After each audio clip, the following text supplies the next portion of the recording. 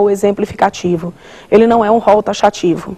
Então, o advogado ele pode cometer as infrações disciplinares previstas no artigo 34, como também pode acabar cometendo uma conduta que seja uma infração disciplinar e que lá não esteja prevista.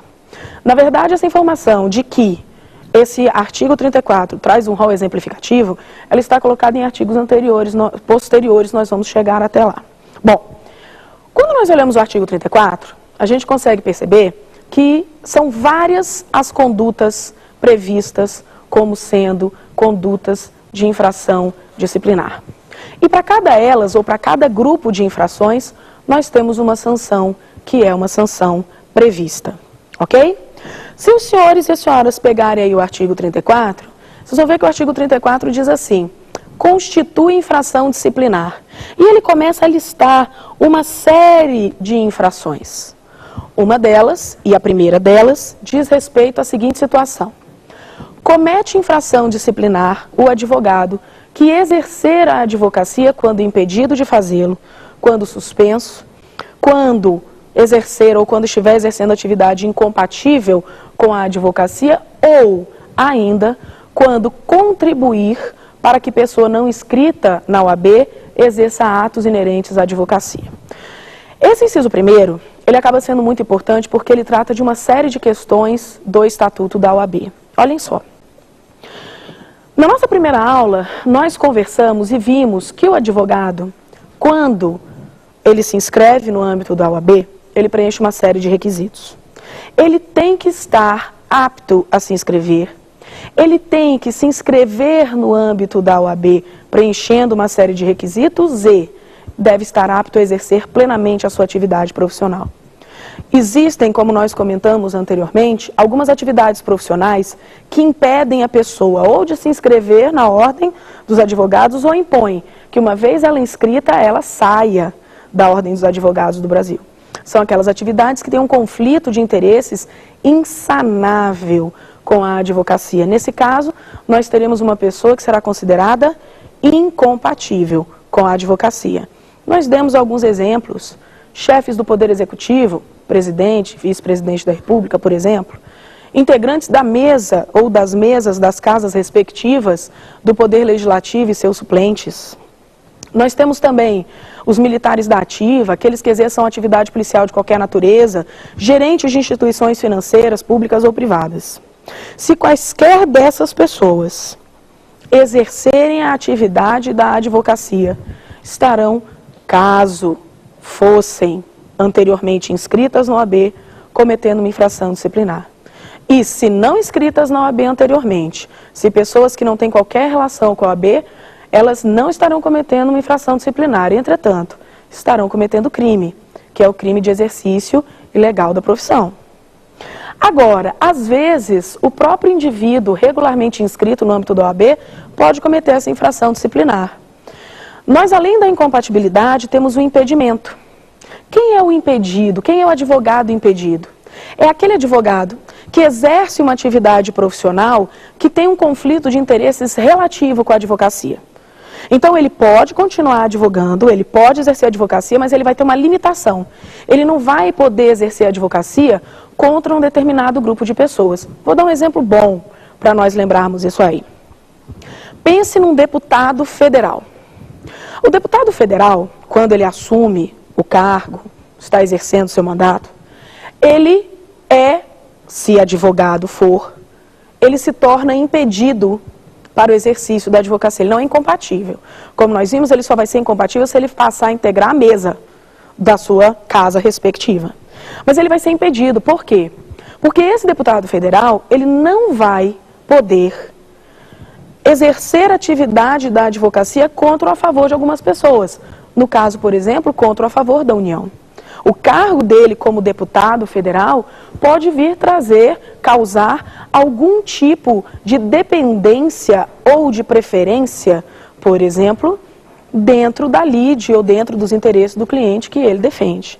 Então, ele não vai poder exercer a advocacia nesse âmbito. Entretanto, ele não vai ficar proibido de exercer a advocacia como um todo. Se ele quiser continuar exercendo a sua advocacia no âmbito do direito de família, ele pode tranquilamente. Se esse deputado federal, advogado, do nosso exemplo, exercer a advocacia no âmbito do seu impedimento, ele comete essa infração disciplinar. O advogado suspenso é o que já foi punido, né, pela OAB com uma sanção de suspensão. Se ele, no momento da sua suspensão, ele exercer a atividade da advocacia, também comete essa infração disciplinar. E o advogado que de alguma forma concorre ou facilita ou possibilita que um terceiro não inscrito exerça a advocacia, também responde disciplinarmente. Em todos esses casos que eu listei, pessoal, nós vamos ter, além da infração disciplinar, o cometimento do crime do exercício legal da profissão. Nós teremos um procedimento apenas instaurado? Não, né? Nós teremos dois. Nós teremos o procedimento disciplinar interno no âmbito do OAB e nós teremos o procedimento criminal. São duas coisas diferentes, duas coisas separadas. Ok? Nós temos também uma outra infração disciplinar, está aí no artigo 34, inciso 2º, né? Que diz respeito a manter sociedade de advogados em desobediência à legislação. Lembrem-se da nossa última aula. Nós conversamos a respeito de todos os limites, parâmetros da sociedade de advogados. Qualquer advogado que mantiver uma sociedade de advogados fora daqueles parâmetros, fora daquele balizamento, também comete uma infração disciplinar. Só um exemplo, para a gente ter isso bem ilustrado. Uma sociedade de advogados que tenha se registrado numa junta comercial.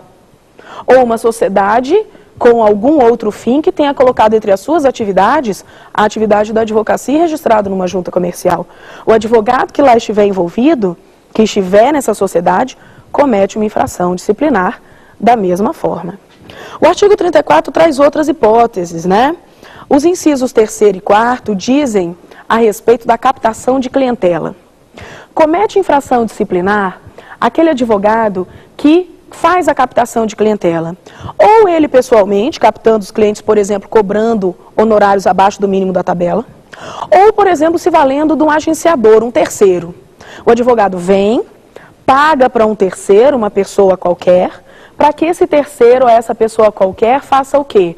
Faça captação de clientelas. Né? Entregue o cartãozinho do advogado, diga que os honorários serão pagos no valor inferior, que vai acontecer isso, aquilo, aquilo outro. E o advogado se beneficia disso.